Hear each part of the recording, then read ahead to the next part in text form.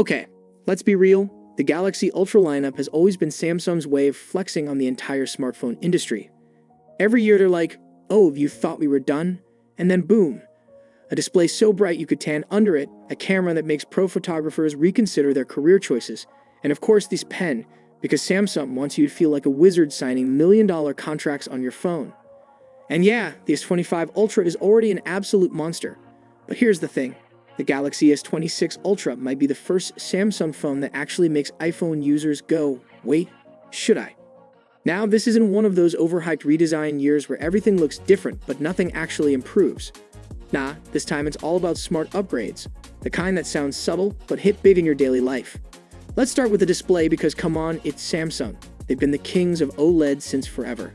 Before diving deep into today's video, a quick request. A single click on the subscribe button from you genuinely fuels my motivation to create more videos like this.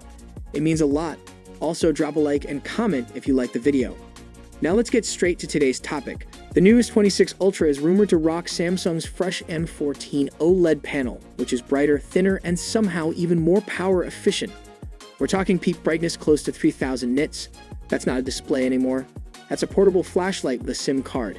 You could literally use this thing under direct sunlight and still see every pixel crystal clear without squinting like you're staring at the gates of heaven. But here's where it gets wild. There's this new thing Samsung might be cooking up called Flex Magic Pixel. Picture this, an AI-powered privacy layer that adjusts your viewing angles in real time so people can't peek at your screen from the side. It's like having an invisible privacy filter baked right into your display. So yeah, whether you're working in public or texting your situationship next to a nosy friend, Samsung's got your back. Now, onto the camera, because let's face it, that's half the reason anyone buys an Ultra. Samsung isn't overhauling the system, but that 200 megapixel main sensor is getting a pretty serious buff. We're talking a bigger Sony sensor or a wider /1.4 aperture, either of which means better low light shots, richer depth of field, and that dreamy cinematic blur that makes your dog look like it belongs in a Netflix movie. But my personal favorite part? Samsung still lets you take macro-style close-ups without the phone flipping to another lens mid-shot like it's confused. iPhone and Pixel users know the struggle. 1 second you're zoomed in on a flower, the next you're on the moon. Samsung's mastered that subtle control, and I hope they keep it that way. The rest of the lenses, the ultra-wide 3x and 5x telephoto, are probably staying put, which honestly makes sense. They already slap. But if Samsung can finally close the gap in video quality and match the iPhone 17 Pro Max for cinematic recording, then we might actually be looking at a full-on rivalry this year. Alright, let's talk performance because this part's juicy. Under the hood, we're expecting Qualcomm's Snapdragon 8 Elite Gen 5 for Galaxy, clocked up to a ridiculous 4.74 Hz with a GPU that's reportedly 30% faster. That's console-level performance in your pocket, but it's not just about raw speed. The chip also uses AI-assisted power management, meaning it'll know when to chill and when to flex. So whether you're gaming, editing video, or doom-scrolling Twitter at 3 a.m., it'll balance power and battery automatically. Speaking of battery, Samsung's still rocking that solid 5000 mAh cell, but it might finally charge like a flagship too. Rumor says we're jumping from 45 watts to 60 watts wired charging, meaning 0 to 50% in around 25 minutes. That's a full Starbucks run faster than before.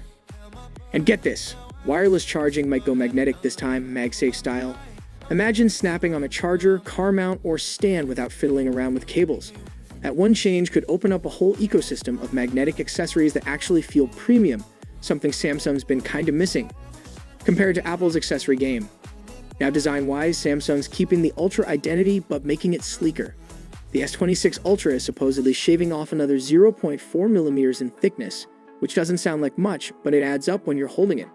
His pen's still tucked inside like a secret weapon, and the internal layout's been tweaked to make it all fit cleaner. And remember how these 25 Ultra ditched the camera island?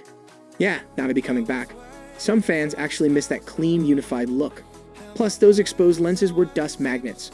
A proper island could solve that and give the phone a bolder, more symmetrical back again. All this adds up to something that's not radically new, but seriously refined.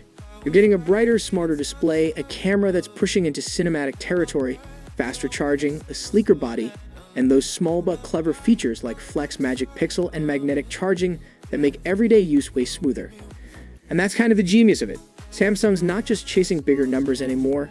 They're building stuff that actually improves your experience in small, satisfying ways. like being able to text outside at noon without your screen going invisible, or charge up in 20 minutes before heading out. So yeah, even if you've got the S25 Ultra, the S26 Ultra might just tempt you. Not because it's a totally new phone, but because it's a smarter one. Now I want to know what you guys think. Which of these rumored upgrades has you the most hyped?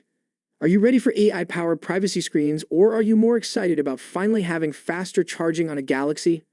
Drop your thoughts down below. I read every comment. And if you want to stay in the loop for every S26 leak, update, and Samsung surprise, hit that like button and subscribe. Because trust me, this miracle year for Samsung might be their biggest one yet.